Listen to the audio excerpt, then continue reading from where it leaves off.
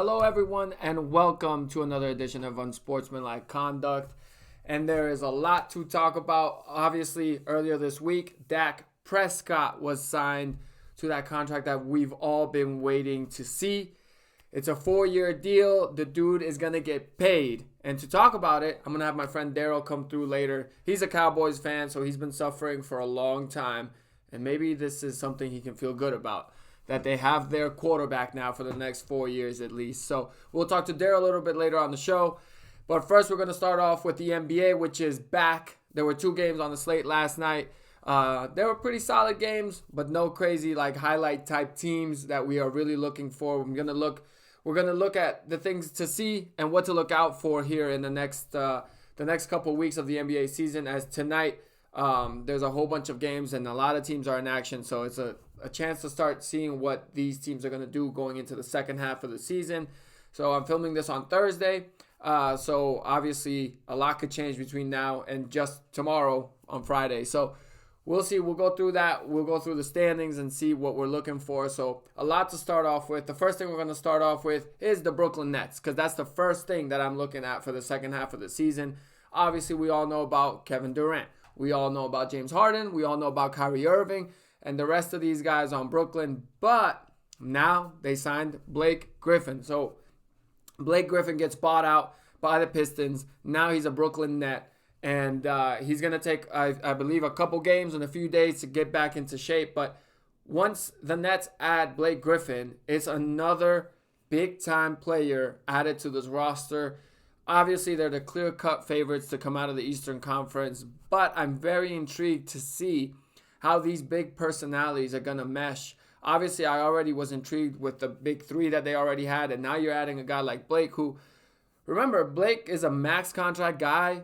Blake is a guy that has been pretty much the star of a franchise before, just like all these other guys. So now, the fact that they were getting by with 3 of these guys on the team, now you're adding a 4th guy to the team. So I'm very intrigued to see how this works out. If Blake is going to be okay with possibly just coming off the bench and scoring less than 10 points a game, because maybe what they need him for is defense or rebounding. So we will see how that goes. Obviously, there are so many questions with this Brooklyn team, and yet it seems like there's a lot of answers that have been answered just by looking at them on paper.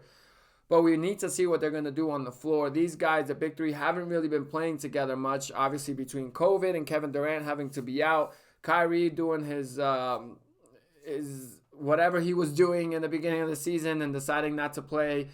James has really, since Harden was traded there, he's really been the most consistent piece. So looking forward to that. Obviously, tonight, there's a big game. By the time this is posted, the game would have been over. We'll see what happens. But tonight, they play the Celtics, who the Celtics are getting Marcus Smart back. So that's huge for them. This team is a team that has underachieved for pretty much the whole season thus far. But I think Marcus Smart is one of those players that, to me, is like Draymond Green. It's like Patrick Beverly. Are these guys that are super underrated. People don't realize how crucial these guys are to their team. So I think Marcus Smart coming back for the Celtics is huge, a huge boost for them, starting back up in the second half of the season. So that matchup should be exciting tonight, but Durant is not playing tonight.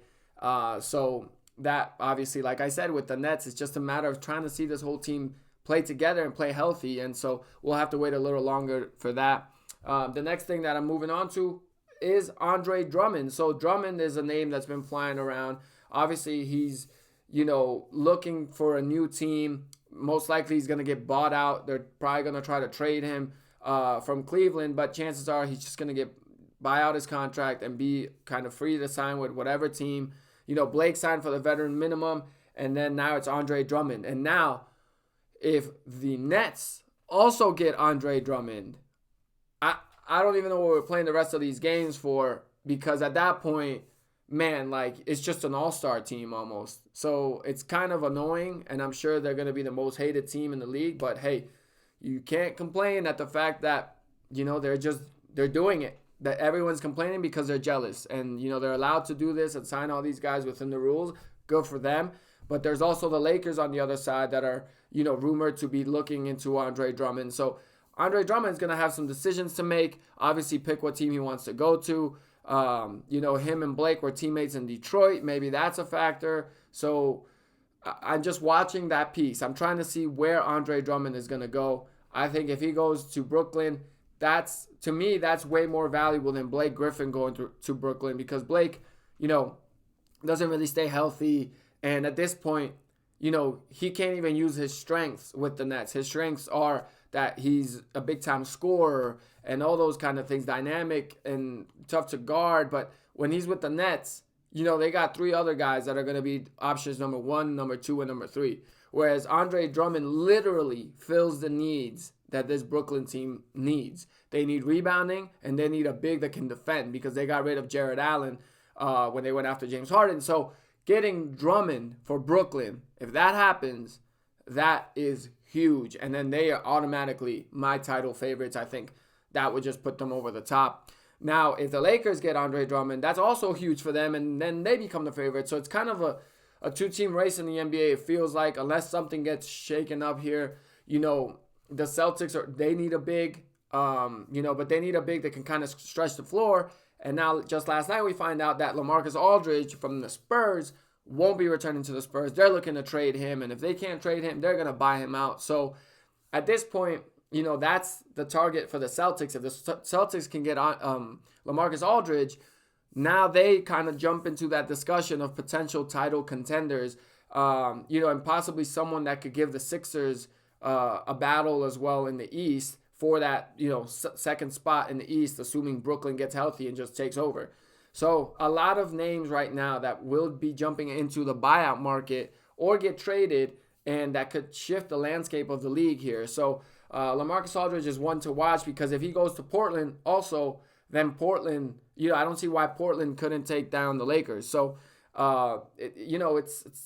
it's intriguing to say the least, and, a lot to look forward to with the second half of the season. LaMarcus, it's the Blazers and the Celtics, but then you never know. Maybe there's a team that thinks they're that one piece away and just, gives up a good trade for him. And, the Spurs are shipping him away to that team. Now, with LaMarcus, the thing is he's got a 15% trade kicker, and that's what the new team would also have to consider. So the thing with the Celtics is they have a huge trade exception from the Gordon Hayward trade. So that's why they look like the likely target. They might not have to give up anything substantial, I should say, salary-wise, because they could just give up a Robert Williams or a Daniel Tice, and, or a young guy, Romeo Langford, or whatever the Spurs think is good talent-wise, some of these young guys, because the salaries won't have to match with the Celtics. So the Celtics can give up some of these young pieces that, maybe the Spurs want to, take on and use for their future core. So we'll see. We'll see about that. And then let's take a look. So here are the standings. So as you can see in the East, the Sixers are barely hanging on to that number 1 seed. They're without Joel Embiid and Ben Simmons, at least for tonight in their game against the Bulls, and possibly for another extra game or two for COVID protocol. So they're hanging on to the 1 seed. You got Brooklyn at the 2 seed, which I fully expect to, take the reins and take that number 1 seed within the next couple games.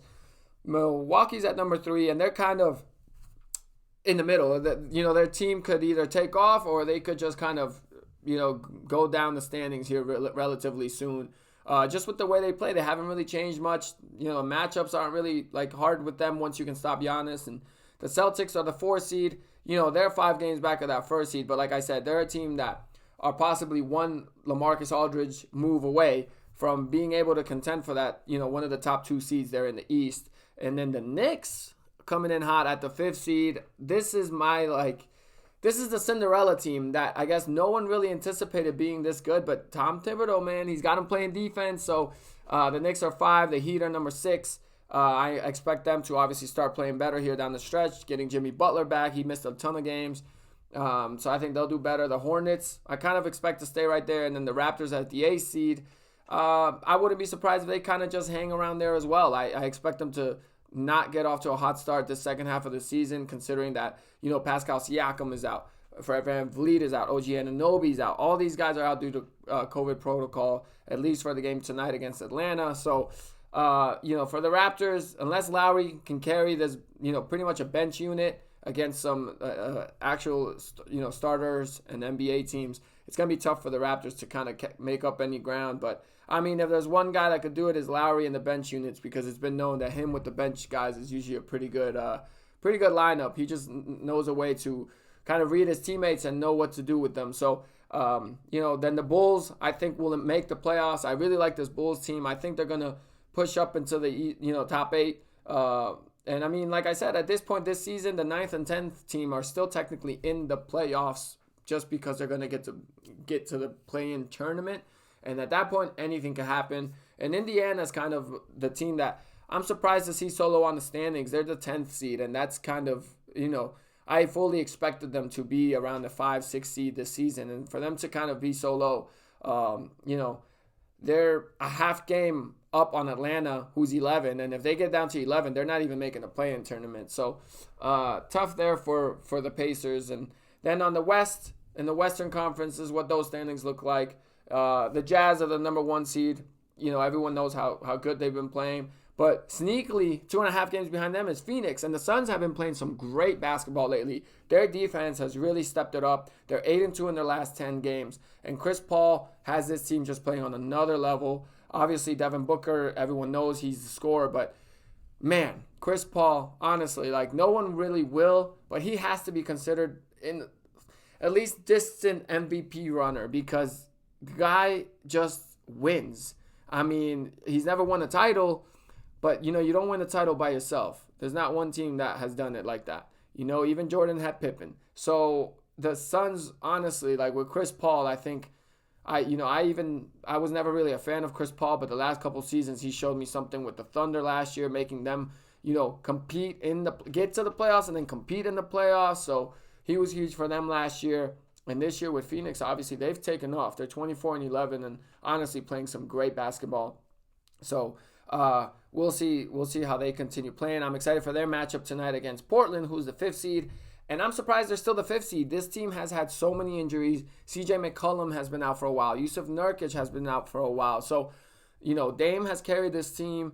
They're 21-14, but I think that, once they get healthy, they could push up there. And, obviously the 3 and 4 spots, the Lakers, Clippers, I feel like there's nothing to say about these teams. They're just waiting till the playoffs. But the other teams that we're pretty much just, that's the scale that we're holding them up against, is can they beat the Lakers or can they beat the Clippers? And the Suns, I think, can.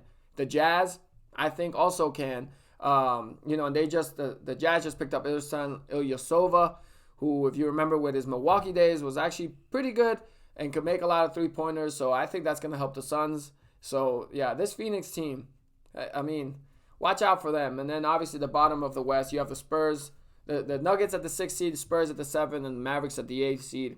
The Mavericks have been hot lately. They're 8-2 in their last 10. I expect them to take off and possibly surpass the Blazers as well if they don't get healthy sooner rather than later, because I think the Mavs are hot. Luka's figured it out. He's got his team playing much better. And then the 9th and the 10th, the Grizzlies and the Warriors, honorable teams. But I do think in the play-in tournament, I think that, they could fall out. So, the West is exciting because I feel like there's just so many good teams in the Western Conference.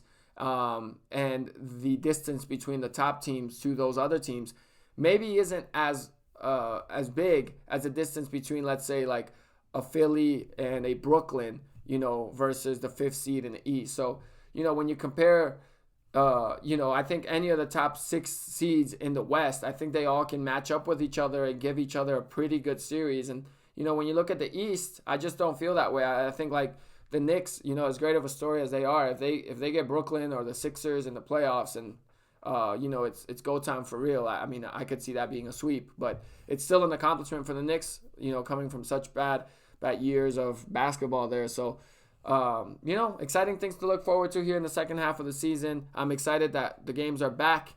And, now that we're past the All-Star break, the trade deadline's another thing to watch. So we'll see if that shakes up. That's coming up here in about another week and a half or so. So exciting things to look forward to with the NBA. But we're going to shift gears and we're going to talk NFL now. We're going to talk Dallas Cowboys, more specifically Dak Prescott. I'm joining I'm getting joined. I'm going to be joined right now by my friend Daryl, who is a huge Cowboys fan. So let's say what's up to Daryl. All right. Well, joining me now is Darryl Kenion. Daryl, my friend, how are you? I like the cowboy blue that you're rocking, by the way. With the silver chain. With the silver Gotta chain. Represent. I don't have a jersey where I'm at right now, so this is the best I could do. Hey, well, it looks good. You look good. I'm glad to be talking to you. It's been a little while, and I'm glad we're catching up over this. Good news or bad news? How do you feel about Dak's new deal? First off, great news. First and foremost, as a fan, I want to say I'm sure other fans agree with me. Just the idea that this subject is off the table now. It's wiped clear. There's no more. All last season, it was just like, well, Dak hasn't signed yet. Dak hasn't signed yet. Dak hasn't signed yet. Dak hasn't signed yet. You guys haven't locked him down. It was a distraction that is now gone. So regardless of money, regardless of how he plays, just the fact that that's off the table, like for the fans, and I'm sure even for the players, man, that's got to be like just a small weight lifted, just out of everyone's mind. Controversy gone, has to equal something positive. It's almost like an elephant in the room that has been there for like 2 years. And then even when like they franchise tagged him, it was like they just put a cover over the elephant and we're like, exactly. It's just like, okay, so linger for another year anyway. Yeah. So the fact that that's gone, first and foremost, man, that's great. Well, now we can focus on football. Well, I'm glad to hear that. So the deal is 4 years, 160 mil, 66 mil of it is guaranteed. This is why I wore this hat actually today. And I swear, this is why I put it on, because Dak is a savage. In my mind, good for him, because I mean, obviously, all jokes aside, his brother and all that stuff, I'm happy to see him get paid, and he deserved it. I mean, he's like a 4th round pick or 5th round pick, comes through and plays his butt off, severely underpaid the past couple of years for the Cowboys. And now finally, the money he should have been making, he's getting rewarded here. But it is a crazy deal. And he just this next season, he's going to make $75 million between the signing bonus and his salary, which is more than Patrick Mahomes is making in 2 years. So like, good for him. I mean, but you got to admit, like, he can't possibly be the highest paid quarterback, right? Like, that just doesn't make sense. He can't be the highest paid quarterback because you have to remember he's playing on the richest franchise in the league. That's true. I mean, I will give you that. You got the money. The person out of all your friends, the person with the most money has the best backyard, right? I mean, biggest facts. TV. Exactly. That's facts. But same thing. With the NFL though, they it's not like the NBA where they have a hard cap. So this is why a team like the Bucks or the Patriots back in the day were so successful, because Brady's over here taking pay cuts so they can keep guys like Chris Godwin, like Devontae David, hopefully Shaq Barrett for them. Now, obviously, good for the Cowboys. Let's just be real. The most important part to a football team is the quarterback. So, they've got that down. They've got their quarterback. They got the man for the next 4 years. But he's also coming from a very serious injury. So it is kind of tough to just it's scary, I would say, for Jerry Jones and for that franchise to put all their eggs in that basket. It's risky. It's risky. I will say that I was super excited. What was it, yesterday or this morning? So the days are a little blurred for me right now, but to see that we got 4 compensatory picks, we're going to have to get lucky. As far as like cheap people who can perform to make up for it, that's clear. It's not like we can spend much more money on anyone else. So we're going to have to get lucky on some of these younger guys and cross their fingers. I think the last kind of like building block in this whole situation is Jerry Jones, which it always has been. As a Cowboys fan, I can say that's the one thing we've turned a little bit into the Raiders, complaining about our owner year after year after year. Right. It's time for him to now show up, and if he made this big chess move to make sure it works, we've got to do well in the draft. In a way, I was going to say it's almost time for him to like not show up. I feel like that's what or not show up. Yes, or step aside. Yeah, he's always in the way. Nah, but I'm realistic. Good. I know he's going to have to prove himself. This is why you're my guy, because you're realistic, and that's what I like. Because, like I said, the quarterback issue, I like Dak. I think he's a good quarterback. I don't think he's like a top 5 quarterback in the league, but it's the same thing. Like when the Vikings paid Kirk Cousins, I was like, they overpaid. But a couple of years from now, that deal is going to look a lot better, because now Kirk is making 30 million. And when you guys got guys like Dak making this kind of money, it looks like a better deal. So get it done now and everything. And, maybe like you said, that's where they need to strike gold. And, you guys got the cornerback, Stephon, what's his name? Trayvon Diggs. He's Stephon's brother. Rookie last year, played pretty solid. I think he could be good. I even like the pickup of Clinton Dix. Of what? Clinton Dix. Okay. Oh, yeah. Clinton Dix. Yeah. Safety. So, you guys, I just think, like you said, if I were the Cowboys, this upcoming draft, every pick is a defensive guy. Just draft defense. Not every pick. We still do have to do a little more work to get that line back to where we had it like 2 or 3 years ago. Yeah. Offense wise, we have to protect him. Like you said, he's coming off an injury. We have to. First round pick is a lineman, and then everybody else just if they can strike gold, with literally like 2 defensive studs, and then with their young guys, hopefully for you guys continuing to improve. Then one inside linebacker, one outside linebacker. Yeah, and then you guys are solid, because and that's another thing. Your linebackers last year just underperformed. They got paid, and then they just didn't come through it like they should have. So I'm happy for you, man. At least you guys got your quarterback. Now you guys can. It would have looked really, really bad to let him walk away. Let's be honest. I think Jerry Jones is a little bit backed into a corner. He would never admit that. He's too big to ever admit that. He had to pay this. What does it look like if the team with the just America's team or whatever, and I will use that once and never use it again as part of this conversation, but lets their guy just walk away because we're too cheap to pay him. Yeah, I mean, and absolutely. you can't still call yourself the richest franchise in the league, in the country, I think. Well, allow that to happen. I think you're right that he got backed into a corner, but I think what backed him into the corner was unfortunately actually the injury, because if he kept playing last year and had a subpar season, average season, and the Cowboys had the same record, or they wouldn't have had the same record. They would have been a little bit better, 2 games better. Let's say they made the playoffs and we're out in round 1. Okay. Like, I don't think anyone, I mean, there will always be skeptics, but I wouldn't blame him for saying, you know what, like, we don't think Dak is the guy after seeing guys like Mahomes play, Lamar Jackson play. So we're going to let him walk.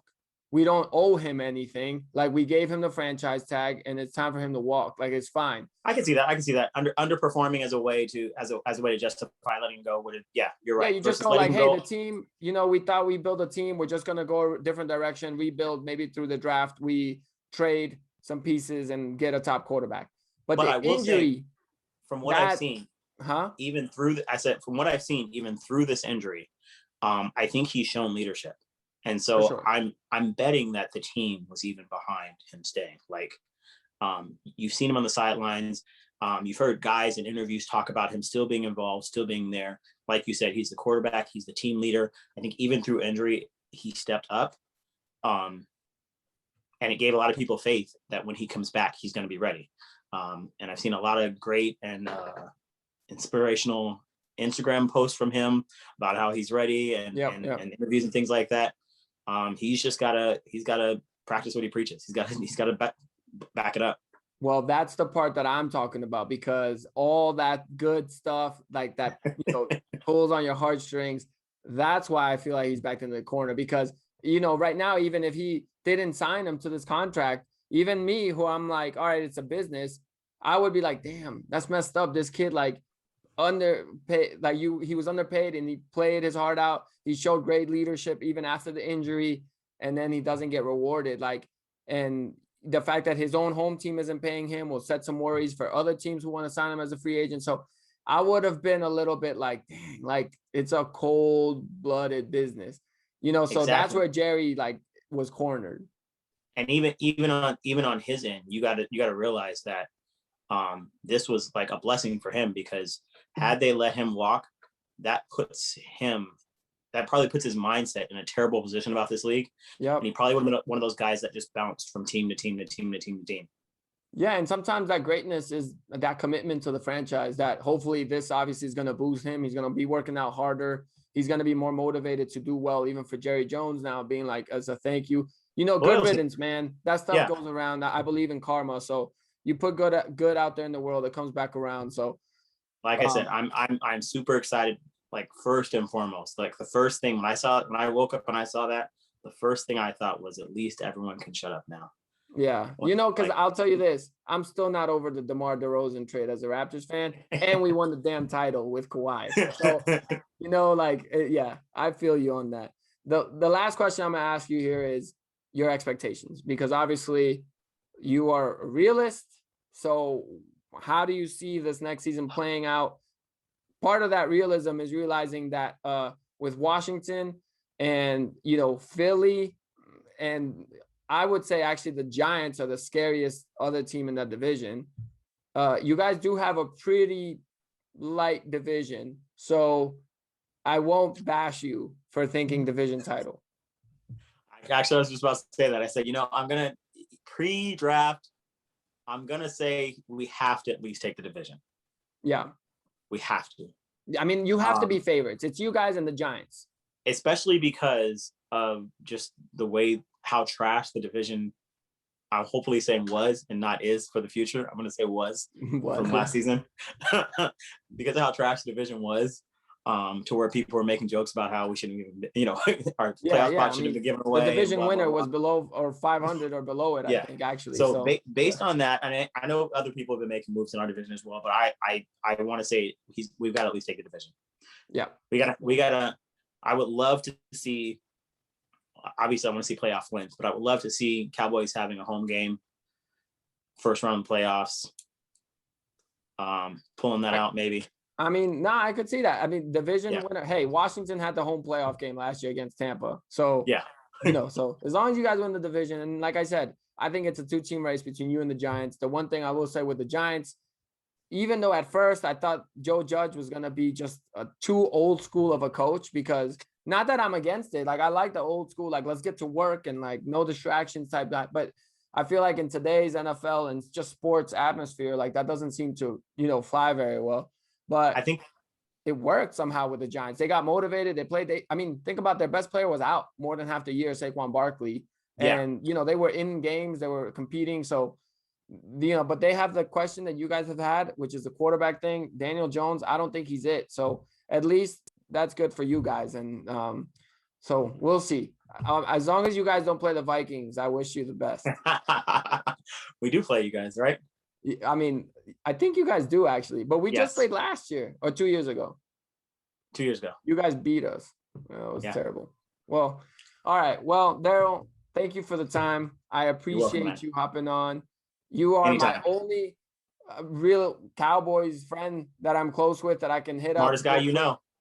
So we were joking around earlier that I need more Cowboy fan friends, and I was joking around earlier saying that maybe all my friends are smart enough not to pick a franchise that hasn't won in forever. But I was also a Raptors fan for 24 years with no title. So things change. So, all right, Daryl, thanks for joining me, and I'll talk to you soon. You're welcome, man. Well, thank you once again to Daryl for joining me. Much love to the Cowboy fans. Hopefully everyone's in a better mood now that they have their quarterback. And hopefully now the NFL can get ready for some trades, because I'm dying to see some trades. Is Russell Wilson going to get traded? What about Deshaun Watson? Have they forgotten about him? He's still technically maybe out there in the market. Who knows? But anyway, I'll be back next week. We'll talk more NBA. We'll see how these teams come out for the second half of the season and see if there's any new headlines. And maybe there's some new signings. Andre Drummond, LaMarcus Aldridge. We'll see. Maybe Blake Griffin plays by then too, and we can see how the new look Nets are looking. So until then, thank you guys. And remember, subscribe if you can. Appreciate the love. All right. See y'all next time.